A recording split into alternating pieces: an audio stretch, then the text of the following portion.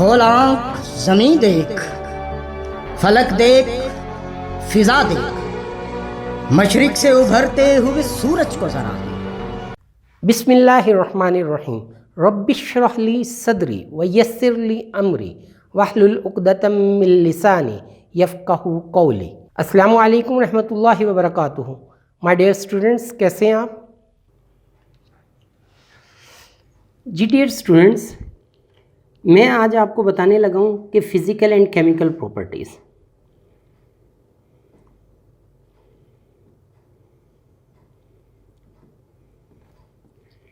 और chemical properties, किसी भी चीज़ की फ़िज़िकल और केमिकल प्रॉपर्टीज़ में क्या फ़र्क होता है। फ़िज़िकल लफ्ज़ जो है ना, वो आता है ज़ाहिरी से, कि आप ज़ाहिरी तौर पे जो प्रॉपर्टीज़ देख सकते हैं अपनी 5 सेंसेस के साथ, ठीक है ना। किसके साथ? 5 सेंसेस के साथ आप अपनी जो किसी भी चीज़ की प्रॉपर्टीज़ देख सकते हैं वो सारी फ़िज़िकल है। लेकिन इसके अलावा कुछ इंस्ट्रूमेंट भी आप यूज़ कर सकते हैं और करते भी हैं फ़िज़िकल प्रॉपर्टीज़ के लिए। क्लियर मेरे बेटे? फॉर एग्जांपल मैं मिसाल देता हूँ। आपने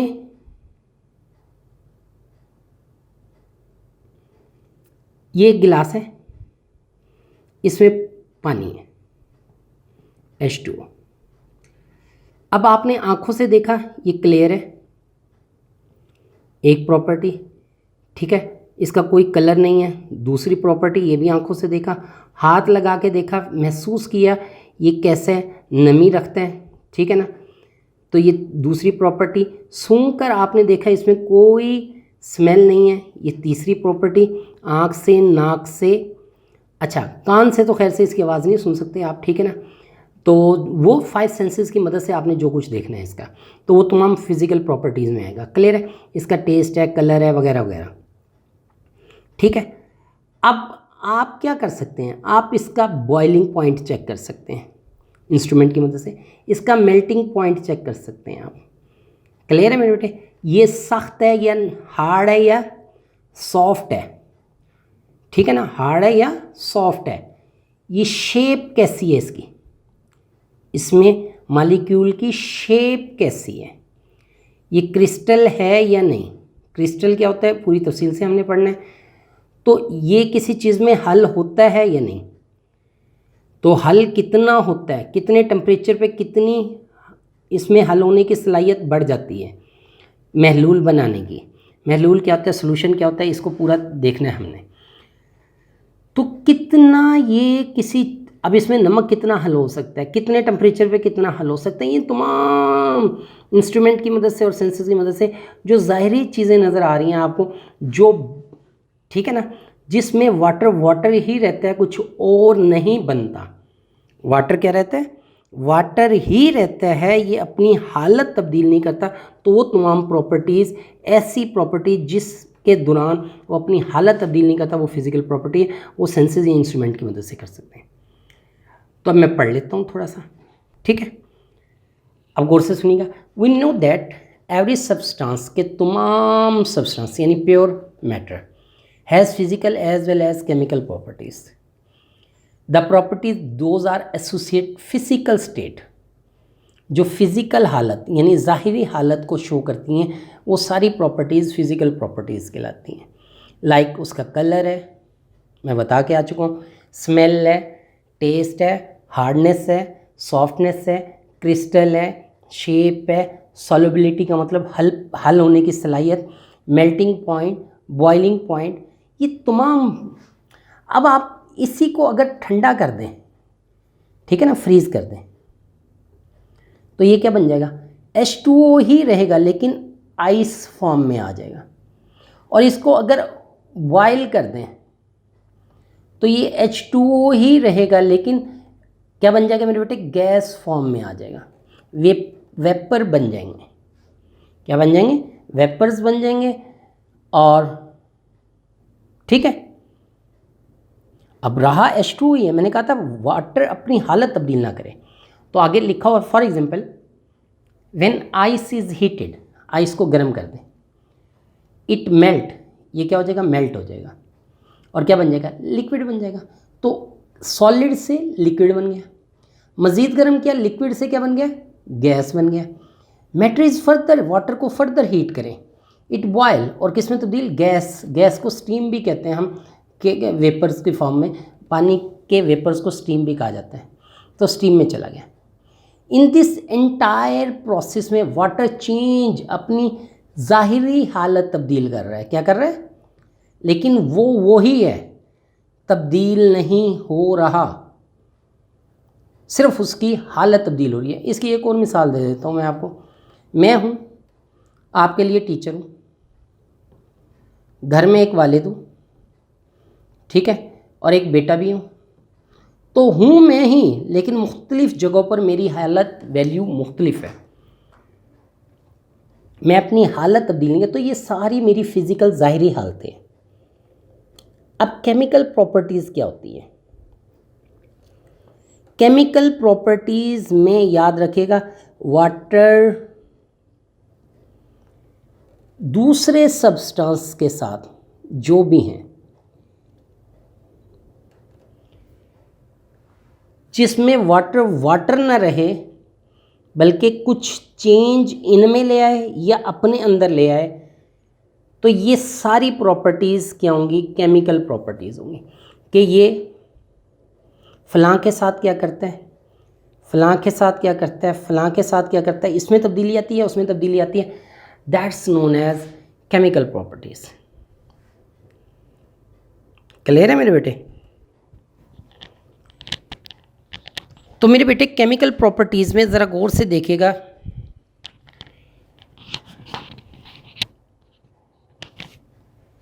रीडिंग करते हैं। Chemical properties depend upon the composition of substance, के सब्सटेंस की कंपोजिशन पे डिपेंड करती है। अब ये लफ्ज़ कंपोजिशन में बहुत तफसील से बता के आ चुका हूँ कि किन चीज़ों से मिलकर ये पानी बना है। तो 2 हाइड्रोजन और 1 ऑक्सीजन से मिलकर बना है।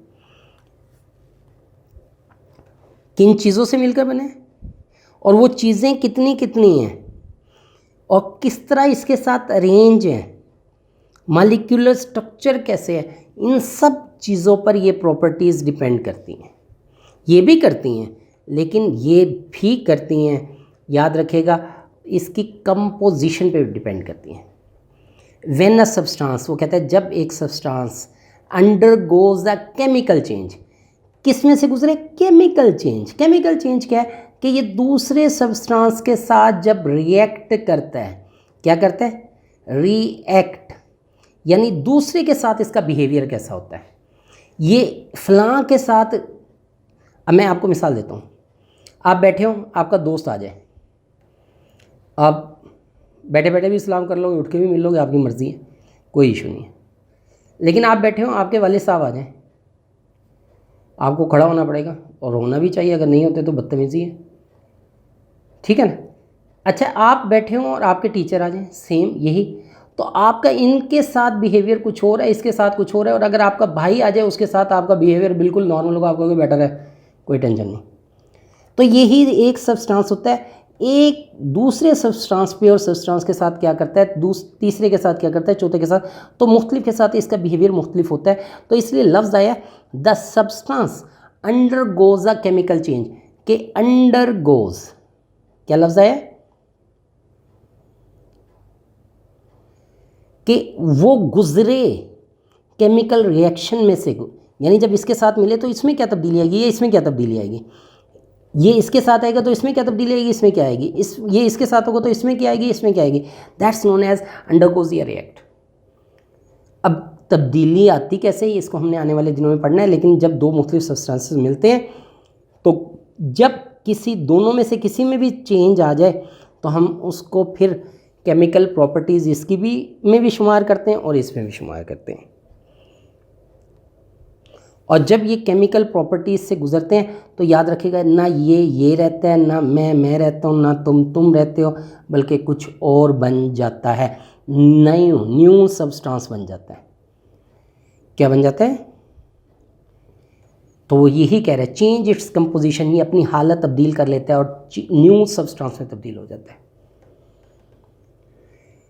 ना हम न रहे, ना तुम न रहे।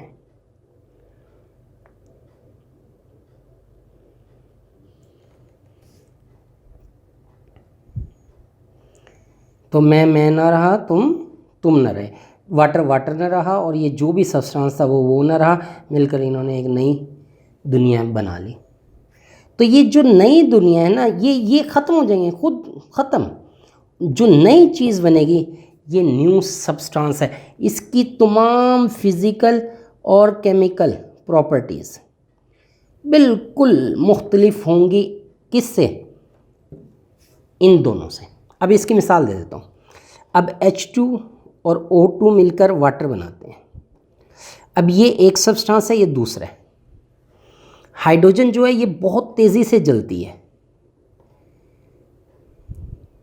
फ्लेमेबल है, और ऑक्सीजन जलने में मदद देती है। ये जलती है, ये जलने में मदद देती है, और वाटर ना जलता है ना जलने में मदद देता है।